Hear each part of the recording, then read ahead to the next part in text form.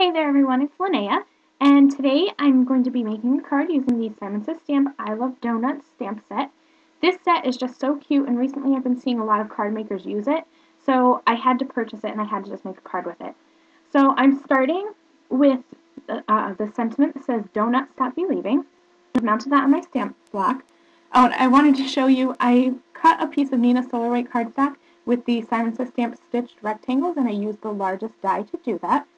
So now I'm just using some Memento ink and a piece of scratch paper, and it doesn't matter that I haven't stamped that image completely, because I'm just going to cut it out, and that's going to serve as a mask for when I do my stenciling. So now I'm going to stamp the donuts, both the large and the small, and I'm going to be stamping more than I actually need, just in case I make a mistake with my coloring. So now that I have those stamped, I'm going to go ahead and I'm going to use tape runner adhesive, and I'm going to just kind of unstick that a little bit with my fingers. Then I'll place this mask down on my stitched rectangle die cut piece where I want that sentiment to be masked off.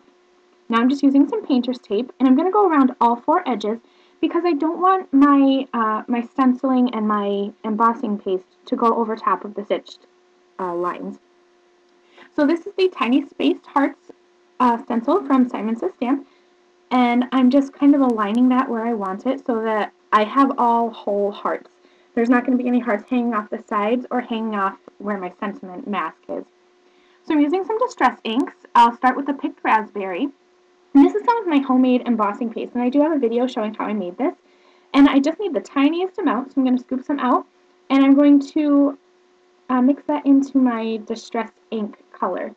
And obviously my paste is white, so when you mix in the ink with the white, it becomes like a pastel color. And I really like this effect. You could add more ink to get the colors to be more vibrant, but I really liked how these colors kind of turned out springy and pastel. So I'm using peacock feathers now. I'm doing the same thing, I'm just mixing it in. And then I'm just going to scrape that onto my stencil in a couple different spaces. Usually I do 2 or 3 spots. And I'm kind of scraping off the excess as I go. That way the colors don't muddle together too much. So once I have that done, I use spiced marmalade, and now this is the seedless preserves. And I really love this when it's mixed with the embossing paste because it becomes this really light purple. So now I'm just going to make sure I scrape off all the excess, and I immediately went and washed that stencil. This embossing paste that I made myself is really great, but it dries in about 5 minutes, which is super good if you want to move along with your project, but it probably took me about 5 minutes to get all this embossing paste colored and put on there. So it was already starting to dry on my stencil, so you want to make sure you wash that off right away. And then here's the finished product. It was pretty cool looking. I really liked it. Okay, so now I'm going to be coloring in these donuts, and the actual donut part, I'm starting with EB1, which is just a really light tan color.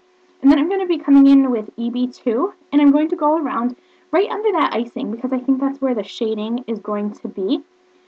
So once I've added a ring of the EB2 all the way around my donut, I'll go back over it with EB1 and just blend that out. And I'll be doing that with all of the donuts I'm coloring. So I thought it would be cool to have a little pink iced donut. So I'm using FS6, and I'm sorry that's off the camera, but I'm just going to do a base coat of that first. Then I'll go on with my darkest pink, which is PP3. And for some reason it took me a long time to get that cap off. But I'm just going to go around the center, again, where I think the shading would be. And then I will blend that out with PP1.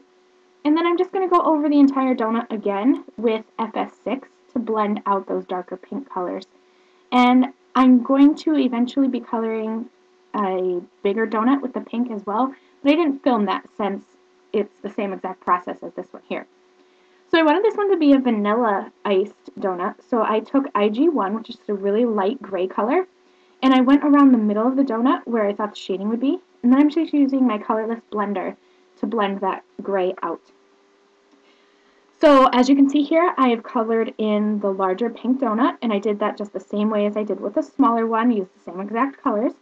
And this one is going to be a chocolate iced donut. So I'm starting with TN7, and I'm just going to be putting down a base coat of this is the lightest brown that I'll be using.